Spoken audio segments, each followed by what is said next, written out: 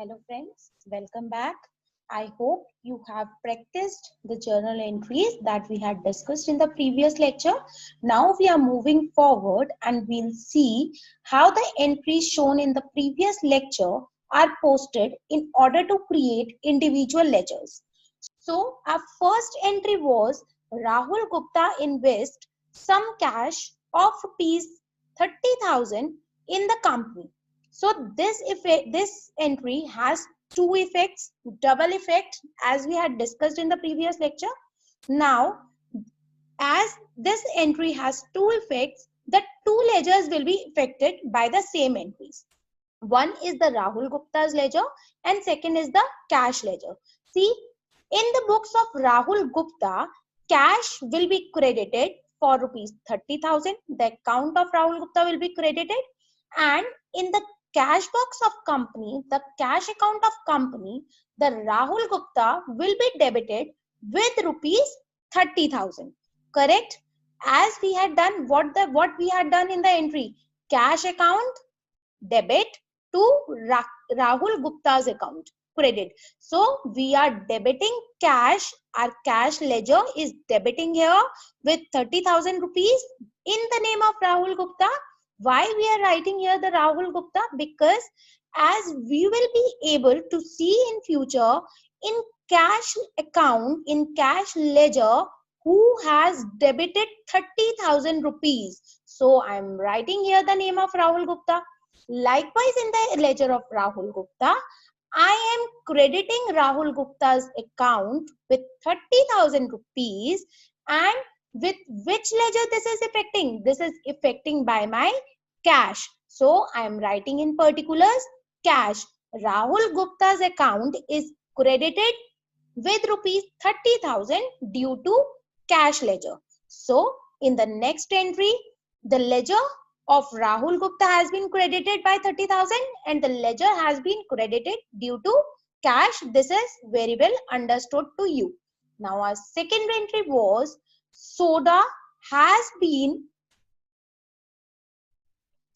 drinks worth rupees 1,000 were purchased by paying cash. So here again two ledgers were coming, cash ledger and purchase ledger. Again, what we'll do in the cash ledger, we'll credit the amount with the name of purchase, and in the purchase ledger, what we'll do, we'll debit the purchase by in the name of cash. So after this, the transaction was soda drinks was sold worth rupees 2,000 in cash. Again, two players, sales and cash. So ledgers, sales will be credited by the cash of rupees 2,000. Likewise, the cash ledger will be debited due to sales for rupees 2,000. Now, the next transaction was soda drinks worth rupees 3,000 are purchased from Soda Supplier Private Limited on credit. So, who were the two ledgers? Soda Supplier Private Limited and purchase ledger. So, in the ledger of Soda Supplier Private Limited, will credit rupees 3,000 due to purchase ledger, and in the purchase ledger will debit rupees 3,000 due to Soda Supplier Private Limited.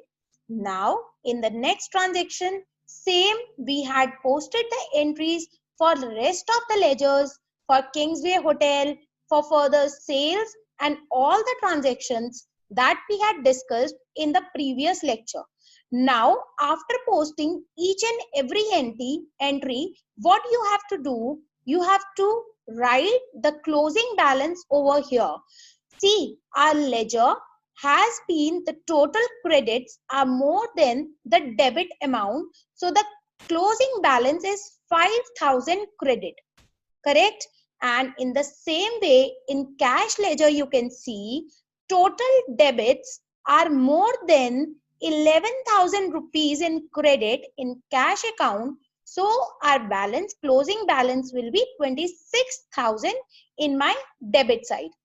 Likewise, when I go to my final ledgers and final closing balances after posting all the entries, then we can see our trial balance like so. This is how our entries will get completed in the particular ledger, and we are done by preparing a particular or individual ledger of each and every player.